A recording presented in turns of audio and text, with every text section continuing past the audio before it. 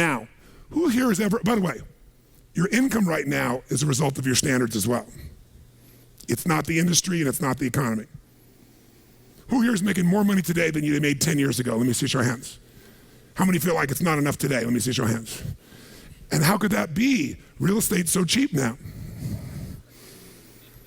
Computers are cheaper than they were then. You get so much more for your money.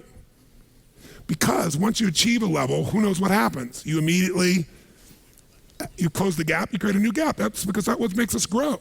Who's willing to go back to where you were 10 years ago?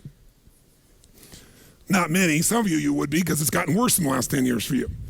But the majority of you, there's no way.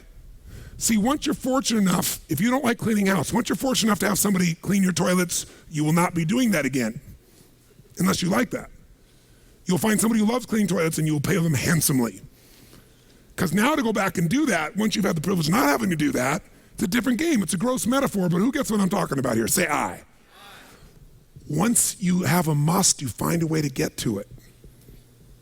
Every one of you in this room is earning what you must earn, not a dime more. Don't get me wrong, you might have big goals, big desires, but it's not a must for you. Because even when the economy crunches, if it's a must, you will find the way.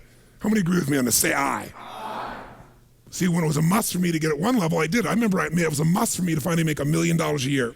I had my son Jarek going to be born. I swore I would never have a child unless I was financially set, and I wasn't financially set, and he was on his way. I went from $38,000 a year to making $1 million a year in the next 12 months. That was all BS. In my head, I thought all my growing up, all the pain was because my parents fought because there was no money. They would have fought anyway. Because I believed that, though. I raised the standard, made it happen. And then I made $1 million a year for 7 straight years. Even though I built 5 more companies, even though I was helping more people, I made the same amount of money. Guess why? That was my must.